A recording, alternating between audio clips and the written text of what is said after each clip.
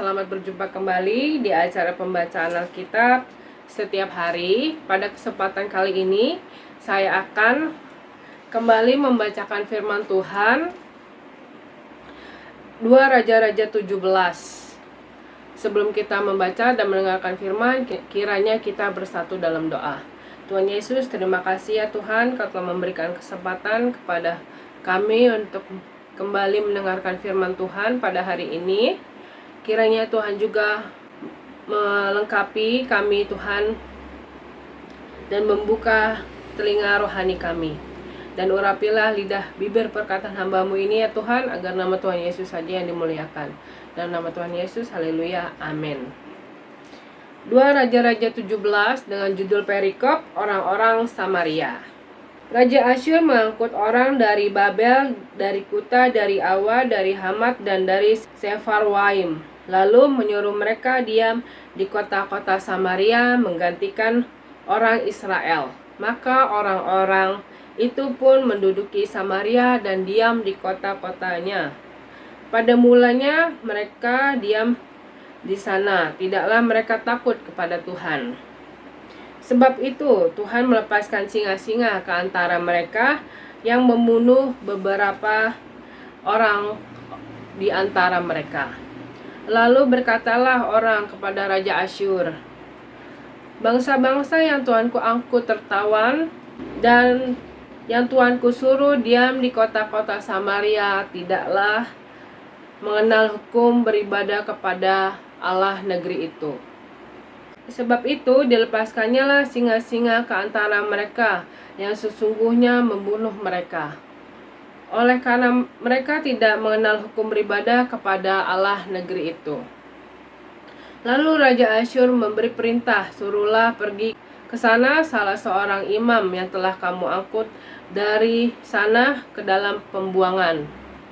Biarlah ia pergi dan diam di sana mengajarkan mereka hukum beribadah kepada Allah negeri itu.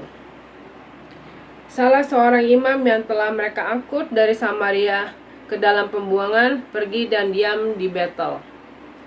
Ia mengajarkan kepada mereka bagaimana seharusnya berbakti kepada Tuhan.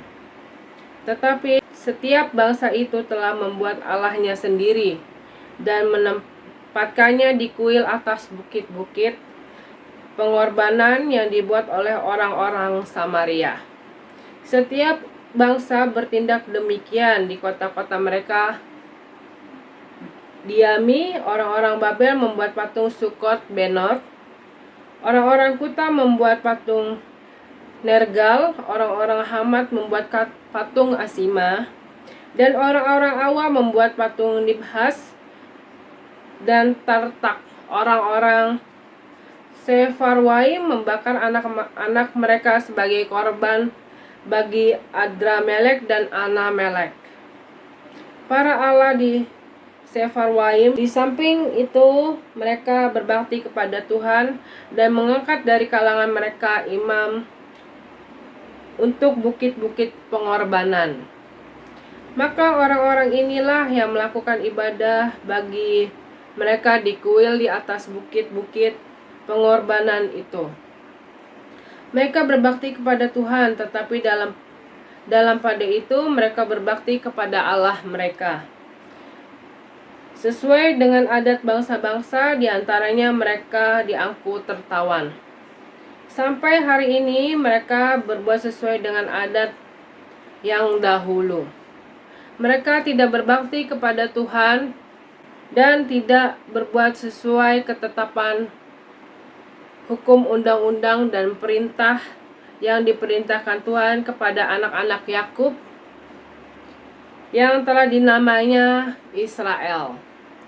Tuhan mengadakan perjanjian dengan mereka, memberi perintah kepada mereka, janganlah berbakti kepada Allah lain, janganlah sujud menyembah kepadanya, janganlah beribadah kepadanya, dan janganlah mempersembahkan korban kepadanya.